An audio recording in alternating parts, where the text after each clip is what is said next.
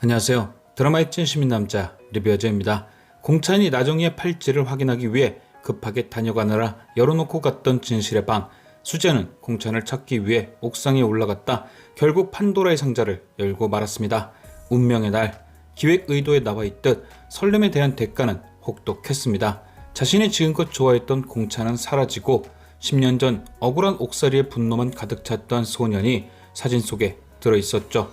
그래도 그나마 다행이었던 건 수재가 공찬을 오해까진 하지 않은 것. 혹여라도 10년 전 사건의 진실을 찾기 위해 접근했다 생각하면 어쩌나 걱정했는데 다행히 수재는 공찬을 오해하진 않았습니다. 대신 자신 또한 마음속에 감추고 살았던 아픔이 꺼내어져 버렸죠. 공찬도 그때를 잊기 위해 애쓰고 살았던 것처럼 수재도 마찬가지였던 겁니다. 수재가 감추고 있던 10년 전 사건의 감정은 죄책감이었죠. 당시 수재는 백진기 교수의 말대로 자신의 의뢰인을 빵에 보내지 않기 위해 누구보다 애쓰던 변호사였습니다. 증거를 찾고 기록을 수십 번 뒤적이며 공찬의 무죄를 밝히기 위해 애썼고 결국 공찬의 지문 외에 두 사람의 지문이 더 흉기에 남아있던 걸 확인했죠. 수재는 재판에서 이 지문에 대해 따졌지만 그 누구도 지문에는 관심이 없었습니다. 마치 공찬이 이미 범인으로 확정된 것처럼 말이죠. 답답한 마음에 수재는 백진기를 찾아갔고 백진기는 수재에게 순리대로 마무리 지으란 얘기를 합니다. 마무리 짓고 TK로 가라. 엄마와 형들도 있는데 계속 이럴 거니 라는 압박과 함께 말이죠. 수재는 결국 자신 앞에 놓인 거대한 힘과 가족을 위해 동굴을 포기했습니다. 그리고 그 사건은 지금까지 수재에게 상처로 남아있죠. 가족을 위해 동굴을 버렸다는 죄책감, 거대한 힘 앞에 무릎 꿇었다는 모멸감. 수재는 이후 동구가 이름을 바꾸고 기록을 진실의 방에 묻어놨던 것처럼 자신도 10년 전 사건을 가슴에 묻고 잊고 살았던 겁니다. 그런데 오늘 진실의 방의 열림과 동시에 묻어놨던 수재의 감정도 같이 오픈된 거죠. 공찬이 모아놓은 수사 기록을 본 후 느껴진 배신감에 가슴이 아팠던 것이 아니라 판도라의 상자 속에서 자신의 치부를 봤던 겁니다. 그리고 앞으로 공찬이 아닌 김동구를 볼 때마다 그 생각에 힘들어지겠죠. 결국 마지막 엔딩에 등장한 징검다리는 공찬이 실어 벌려놓은 거리가 아니라 자신을 지키기 위한 거리였을 겁니다. 그때 나눈 대화를 보면 왜 그 거리가 자신을 위한 거리였는지 알 수 있었죠. 수재는 왜 노병출이 범인이 아니라고 생각하는지, 왜 계속 그 사건에 빠져서 못 나오는지 공찬에게 묻습니다. 사건에서 헤어나오지 못하는 공찬에 대한 걱정이 아니라 네가 왜 공찬이 아니라 김동구냐고 따지는 듯 보이죠. 화가 나는 겁니다. 말은 널 좋아한다고 착각했었다. 하지만 진짜 좋아했기 때문에 화가 나는 거죠. 김동구라는 사실을 안 이상 앞으로 떨어진 거리만큼 좁혀질 수 없다는 걸 수재는 알고 있으니까요. 결국 이 두 사람이 다시 이어지려면 한 가지 방법뿐이 없습니다. 바로 두 사람이 가슴에 품고 있는 한을 풀어야 하는 거죠.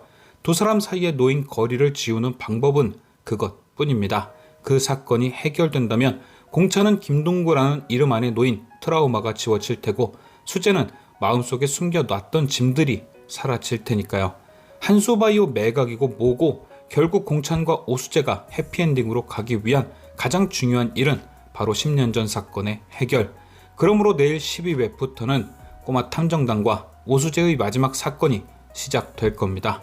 그렇다면 과연 리걸 클리닉은 10년이나 지난 이 사건을 어떻게 해결하게 될까요?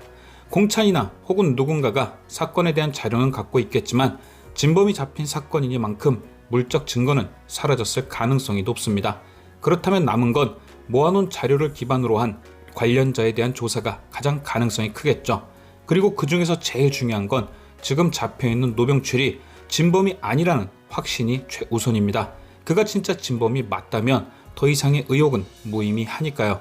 그래서 오늘 공찬은 노병출을 찾아갔습니다. 그가 진짜 진범이 아니라는 의심은 있었지만 확신은 없었기 때문이죠. 동구는 노병출을 만나자마자 네가 나정이를 보낸 놈이 맞다고 했습니다. 안심을 시킨 거죠. 노병출이 누군가의 사주를 받고 자수를 했다면 그의 역할은 완벽한 범인이었을 테고 공찬이 범인으로 인정해주는 것이 노병출의 임무를 완성시키는 것이니까요. 아니나 다를까 노병출은 자신을 범인으로 봐주는 공찬에게 되려 고마워하는 듯 보였습니다.